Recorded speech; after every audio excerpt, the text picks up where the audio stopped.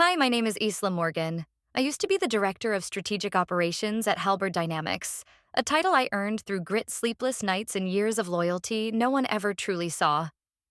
For most of my career, I believed that hard work would always rise above politics, that integrity would shield me from betrayal. I was wrong. When the son of the CEO, Brandon Tate, set his sights on the position I'd spent a decade building toward everything I knew about fairness in the corporate world, shattered. They didn't just push me aside. They rewrote my narrative, weaponized silence, and smiled while doing it. But this is not a story about staying quiet. This is the story of what happened when I chose to fight back. The first time Brandon Walsh barked an order at me, I thought it was a prank. He didn't knock, of course he didn't. The door to my office flew open like he owned the building, his designer shoes squeaking slightly against the polished floor as he marched in.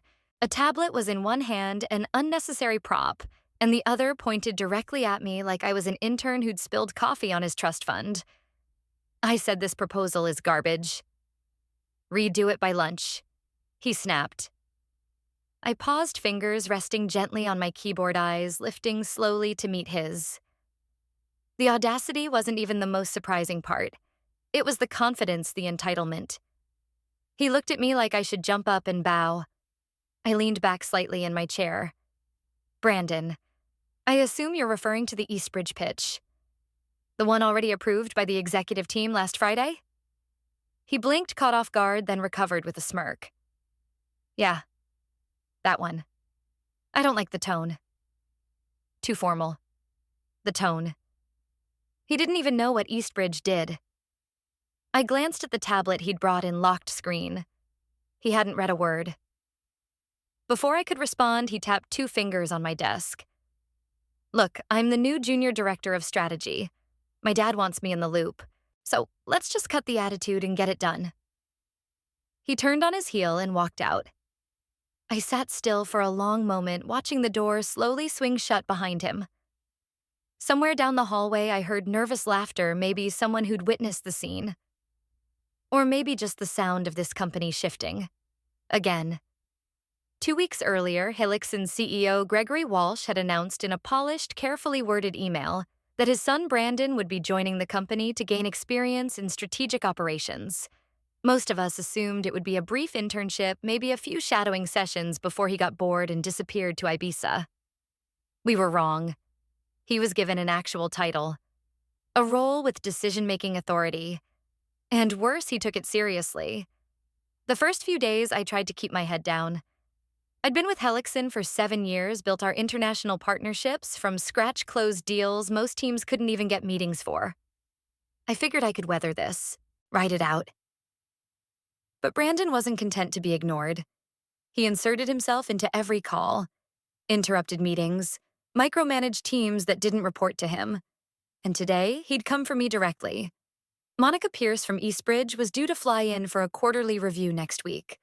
The proposal Brandon just trashed had taken me 3 weeks to shape, balancing legal risk, currency trends, and cultural expectations.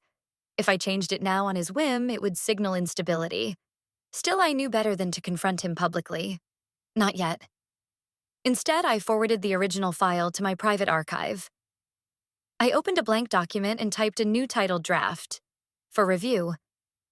Then I left it open and got up to grab a coffee. At the break room, I ran into Linda Tran from compliance. She was staring into the coffee pot like it had personally insulted her. Heard the shout, she asked without turning. I offered a small smile. Didn't know we were doing command drills now. Linda snorted. You're the 5th person he's cornered this week. 5th? She finally looked at me. Jason's keeping notes. Legal's already seen one procurement email with his name on it unauthorized. I raised an eyebrow. That fast? Linda nodded. He's not subtle. Back in my office, my inbox had exploded. Meeting invites Brandon had forwarded, none of them relevant to me. A few messages from my team confused about shifting priorities. One from Nathan in Sydney read simply, "Do we follow his version or yours?" I didn't respond right away. Instead, I opened a new folder, Brandon. Internal. I dragged the email in. I wasn't planning a war. Not yet. But I'd seen enough to know the weather was changing. And if there was one thing I'd learned from Helixson's past storms, it's that when a corporate flood hits you, don't try to swim through it. You build an ark. The next day, I arrived at the office at 6:50 a.m., 10 minutes earlier than usual. My calendar was already peppered with back-to-back meetings I hadn't scheduled. I skimmed them quickly. Brandon had tagged me on a logistics audit, a hiring freeze review, and somehow a rebranding initiative that hadn't even been approved. None of it was mine. At 9:02, I got a ping from Gregory's assistant CEO wants to see you at 11. I felt it before I saw it. The shift. The narrative taking form behind closed doors. Still, I wasn't afraid. I was annoyed. Deeply, thoroughly annoyed. Because if this was how they wanted to play... Isla received a text from a junior associate. He blamed the delay on you. The first thing they take from you isn't your title. It's your access. My screen had always been filled with updates, live dashboards, deal trackers, pipeline forecasts.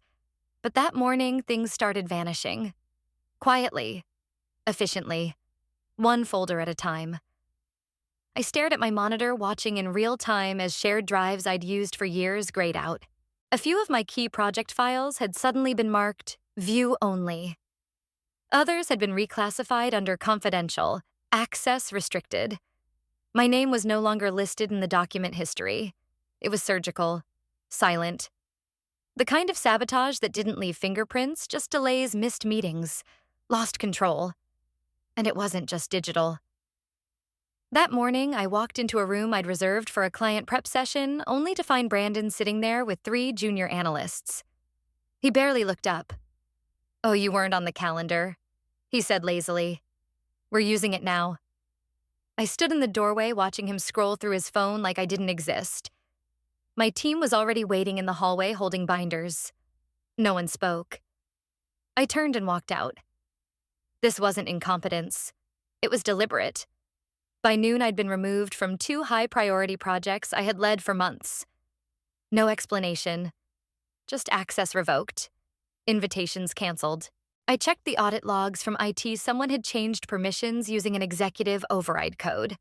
Brandon's code. At 12:47 p.m., I received an internal memo.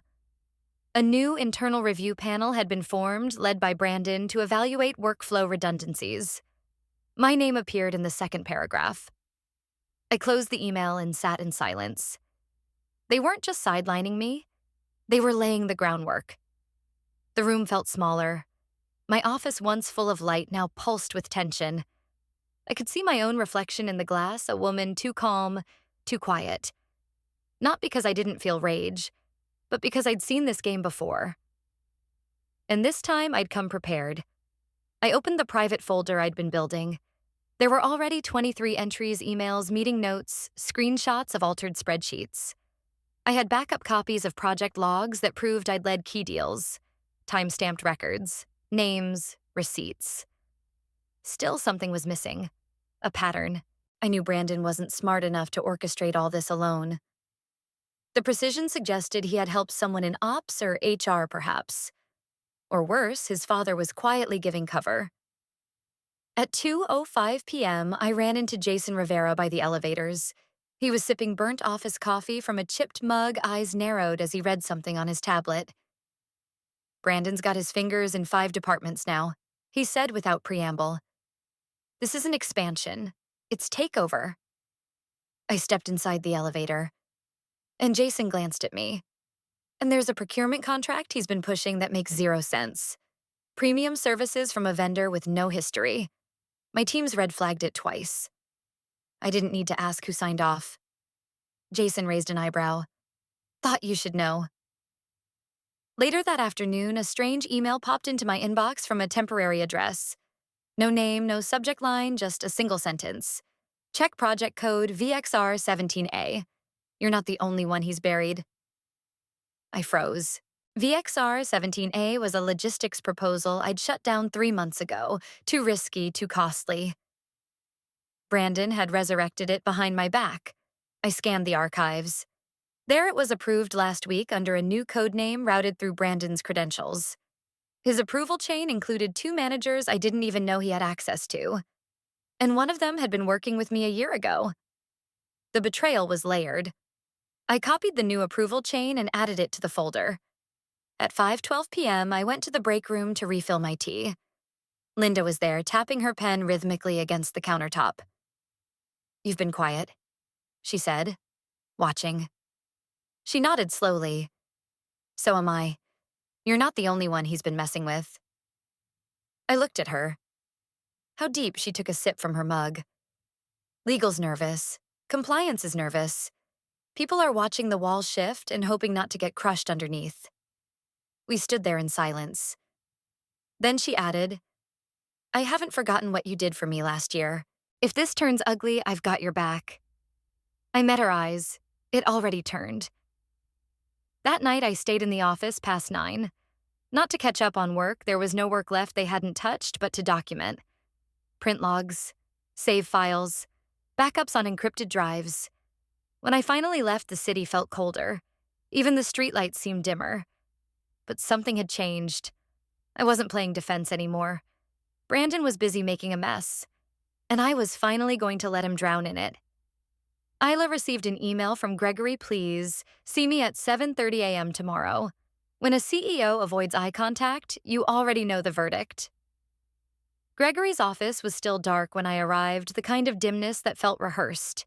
He sat behind his desk, papers fanned out neatly in front of him like he'd been rehearsing the conversation for hours. He didn't look up when I stepped in, just gestured stiffly toward the leather chair opposite him. I didn't sit. "I read your message," I said calmly. He cleared his throat. "This is difficult for me, Isla." No, it wasn't. The difficulty was in doing the right thing, not the convenient thing. And I could already see which path he'd chosen. Still, I waited. "I've received some complaints," he began. "Several departments feel unsettled by your recent behavior. There's concern about cohesion, trust." "Which departments?" Gregory hesitated. "I'm not at liberty to disclose that." "Of course not. Because there weren't any. Just Brandon. Maybe a few pawns he'd roped in with promises or threats." "I've been with this company for 7 years," I reminded him. "I've brought in more revenue than 3 of your regional divisions combined. I built the Eastbridge relationship from the ground up. And now I'm a disruption." Gregory's fingers twitched. "It's not about your contributions. This is about optics. Stability." I exhaled through my nose. Controlled. Cold. "Then let me give you something for optics." I reached into my bag and slid a slim black USB across the desk. Gregory stared at it like it was a live grenade. "You'll want to check the folder labeled Eastbridge before you finish this conversation." He looked at me sharply. "Isla, check it." He inserted the drive into his laptop. Clicked. Paused. His face shifted almost instantly. Color drained. The silence was thick, only the soft hum of the air vent punctuated the moment. I had selected the files carefully. Forwarded emails. Time-stamped edits Brandon had made to official documents. Audio from a meeting where he openly threatened to pull rank unless the logistics team revised numbers. Even a memo from a junior analyst he'd berated into tears forwarded to me in confidence. And most damning, a spreadsheet showing Brandon had reactivated a suspended vendor contract without legal clearance. Jason had flagged it as a breach of fiduciary duty. Gregory leaned back in his chair, eyes closed for a beat. When he opened them, something hard and ugly flickered there. "You've been collecting this." I didn't blink. "For months." He looked away. "If the board sees this, they will," I said evenly. "Unless this ends now." Gregory rubbed his temples. "Isla, you don't want to drag the company into a scandal?" "Neither do I." "You already did," I said. "You just didn't stop it." Another pause. Then softly, "I can't protect you from fallout." "I'm not asking you to. I'm asking you to do your job." There it was, an opening. A sliver of doubt. But he closed it just as fast. "I'm afraid I have to place you on temporary suspension, pending internal review." I nodded slowly. "So that's it." Gregory stood, perhaps to assert control. "It's not personal. It never is. Until it is." I turned and walked out, heart beating slow and steady. Not because I was defeated, but because I'd expected this. I had timed this. Linda and Jason were waiting for me in the cafe across the street, laptops, already open eyes scanning files. He caved, Jason asked. Of course he did. Linda pushed over a folder. We've drafted the first compliance summary. It's dry but damning. And Monica, I asked. Jason smiled slightly. Lunch is confirmed. Thursday. She's bringing someone from legal. We stayed for 2 hours, stitching timelines, building the report. Linda pulled up security logs from the internal system. Jason highlighted terms in Brandon's contracts that violated procurement policies. By the end of the night, our case was clean. No leaks, no emotion, just cold, precise proof. As I stood to leave, Linda put a hand on my arm. What do you want out of this, Isla? My name cleared, I said. And Brandon out. Jason looked up. That may mean taking Gregory down too. I know. When I got home, I opened the last draft of the report and stared at the title, Internal Violations and Misconduct. Executive Summary. I changed the file name to something simpler, Control. Then I forwarded it to 2 places, one to Monica Pierce's secure email, and one to myself from an encrypted burner address, just in case. The next morning, my badge still worked, but my calendar was empty. Meetings disappeared. Calls went unanswered. By mid-afternoon, Monica sent a brief message. Had a conversation with Gregory. He's rattled. I replied with one word, good. Jason messaged 5 minutes later. The board's meeting next Tuesday, and they don't know what's coming. When a CEO avoids eye contact, you already know the verdict. Gregory couldn't even look me in the eye as I stood in front of his desk. He flipped a pen between his fingers like it was some kind of nervous tic, but I knew better. This wasn't nerves. This was a prelude to betrayal wrapped in a suit and a practiced sigh. I know this isn't what you expected, Isla. He began, voice heavy with false empathy. But things have gotten complicated. Complicated, I echoed. Or convenient. He winced slightly, then leaned back, hands clasped on his stomach like a man trying to appear in control. Some concerns were raised. About your interactions. About your tone in meetings. Brandon feels you've created an environment that's frankly difficult. I wanted to laugh. Instead, I stared at him long enough that he had to shift uncomfortably. Let me get this straight, I said slowly.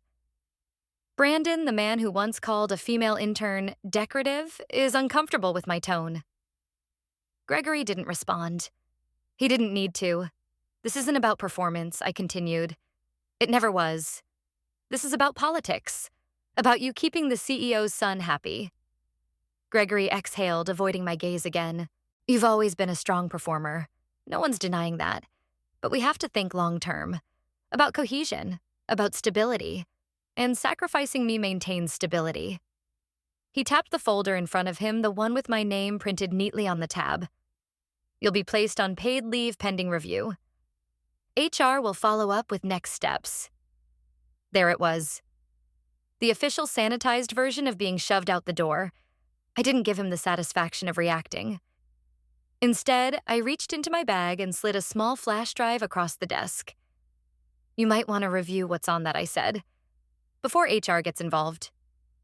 Gregory hesitated, then inserted it into his laptop. I watched his expression shift as file names loaded audio recordings, time-stamped edits to reports, a chain of internal emails showing Brandon altering compliance figures and bullying junior staff. He didn't say anything for a long time. Just stared at the screen, shoulders rising slowly with each breath. You've been collecting this for months? He looked up at me sharply. You should have brought it to me sooner. I did, I said evenly. You dismissed it as office drama. Gregory closed his laptop with a heavy click.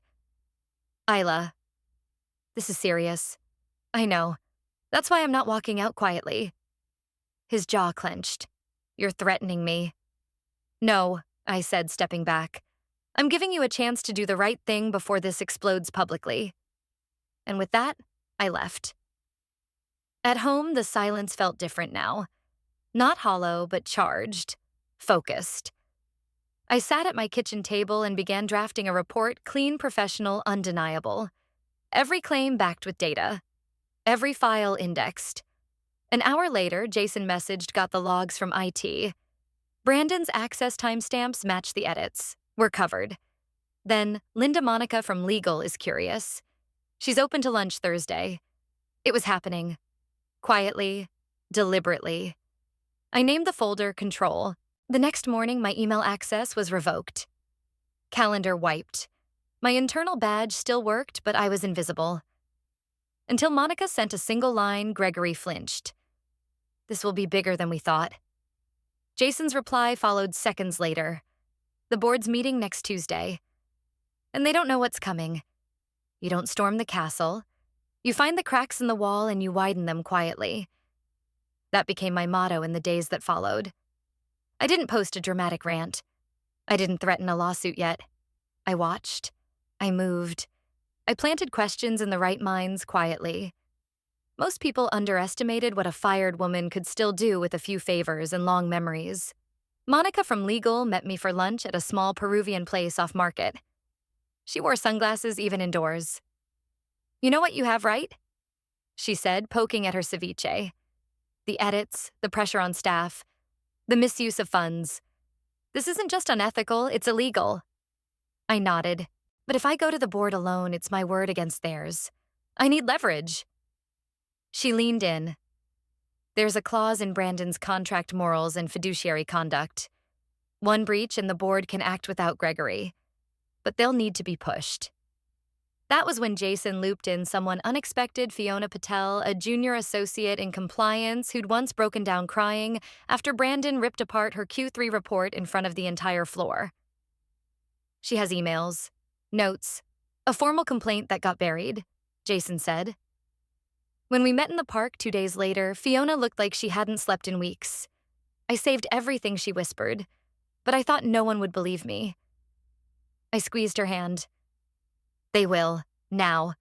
With Fiona's documents, we had what I called the triad proof of misconduct, HR cover-up, and manipulation of internal data, enough to trigger a fiduciary review. I compiled everything into a pitch deck titled Material Risk Internal Patterns of Abuse and Negligence. Clinical, factual, and deadly. Then came phase 2 timing. Monica whispered that Gregory was prepping the board for Brandon's promotion pitch during the next quarterly strategy session. They're expecting fireworks, she said, smiling faintly. Let's give them a detonation. On the eve of the board meeting, Jason handed me a final folder, a confidential audit note he'd slipped from the internal servers. He used the corporate card for a ski trip last winter, he said. Filed it under team building. I laughed. I couldn't help it. That'll go great next to the screenshots of him mocking DEI training. But as I looked at the files spread across my living room table, something in me froze. There, near the bottom, was an email forwarded by accident, a draft message from Gregory to Brandon. Let's push her out now before she connects the legal trails. If she talks, we counter with a disciplinary narrative. She's emotional, it'll sell. I felt cold. Jason's voice broke the silence. He knew. He planned this. I looked at him, my chest tight, but my mind razor sharp. Then we bury them both. Tomorrow I'd walk into that boardroom not as the problem they buried, but as the reckoning they didn't see coming. I walked into the boardroom with heels that didn't echo, but intentions that thundered. The room was thick with cologne suits and the scent of self-congratulation. Gregory stood at the head of the table, gesturing as Brandon passed out glossy leadership transition folders like party favors. The board members barely glanced up when I entered until they saw the envelope in my hand. Miss Morgan Gregory said coolly, "You weren't invited to this session." I know I replied, placing the envelope squarely in front of the chair nearest me. But this concerns every single one of you. And I have something you'll want to see before any votes happen. Brandon scoffed. Security. No need, came a voice from the far end, Miriam Leung, the longest-standing board member. Let her speak. I slid the USB drive across the table toward Miriam. Inside is a report compiled over the last few weeks. It includes financial misconduct, hostile workplace practices, and an orchestrated attempt to silence internal compliance warnings. Gregory's smile wavered. This is outrageous. Brandon stepped forward. She's just bitter. Is that why you fabricated performance reviews? Redirected compliance complaints. Used the company card for personal trips. I locked eyes with him. Is that why you drafted emails calling me a liability silence? Then a rustle as Miriam inserted the USB into her tablet. Monica had prepped the interface bulletproof, dated indexed. Screenshots, memos, audio clips. The board watched as a clip of Brandon berating Fiona rolled across the screen. I don't pay you to cry, Patel. I pay you to shut up and fix your garbage. A few flinched. Then came the expense records team building that cost $12,000 at a luxury resort. Then the chain of emails between Gregory and HR lets orchestrate a phase-out. Emotional instability is a good lever. When Miriam looked up, her eyes were steel. You wrote this. Gregory's voice was dry. Context. Miriam, and the context I cut in is that you built a promotion plan on deceit, intimidation, and illegal practices. If the board doesn't act, I will. Whistleblower protections are in my favor. The room shifted. Board members whispered. One of them, Rothman, cleared his throat. This can't be brushed under. Miriam nodded. We'll need a private vote. I turned to leave, but paused. Before you decide, ask yourselves if this is what they did to me, what makes you think you're immune. I didn't slam the door behind me. I didn't need to. In less than an hour, I got the call Brandon was suspended indefinitely and Gregory under internal review. Brandon's office was being cleared out when I returned the next morning, a cardboard box in his arms and disbelief still etched across his face. He didn't see me at first, but when he did, he scoffed. Enjoy your little moment, Isla. It won't last. I didn't answer. I didn't need to. The entire floor had seen the vote tally forwarded last night. Gregory had been placed on administrative leave pending a full investigation. Brandon was out officially permanently. The silence that used to greet me when I walked these halls was gone. In its place were nods, murmured good mornings, eyes that met mine, not darted away. Fiona found me in the break room, tears in her eyes. You didn't just save your own job. You saved a lot of us. I smiled, but there was something quieter underneath it. Something that wasn't quite relief, not yet. Because vindication doesn't erase scars. It doesn't rewind the sleepless nights or soften the bruises of isolation. But it does something else, it makes the fight worth it. Later that afternoon, Miriam called me in. The board had voted again, not just on leadership, but on reform. Policies I'd once begged for were now being adopted. Fiona would lead employee well-being initiatives. I'd be reinstated as chief of strategy. But I hesitated. You're not obligated to accept, Miriam said gently. You've earned more than just a title. You've earned the right to choose. I walked through the company garden afterward, letting the breeze sift through memories both bitter and bright. Power wasn't the seat at the table. It was the choice to stay or walk away on your own terms. So I made mine. I didn't stay out of vengeance. I didn't leave out of fear. I did what Brandon never could. I chose with clarity, not ego. I turned in my resignation letter with a steady hand and walked out of the building not as a victim, not even as a survivor, but as someone finally, unapologetically free. She walked out not as a casualty of betrayal, but as a symbol of defiance, the kind that forces silence to speak and power to answer. Justice hadn't arrived in thunder or applause, but in the quiet undoing of those who once laughed behind closed doors. Because when truth is buried, it grows roots. And one day it cracks the very ground beneath those who tried to suffocate it. If this story moved you, share and leave a comment below. Type 1 if you've ever felt the fire of quiet justice.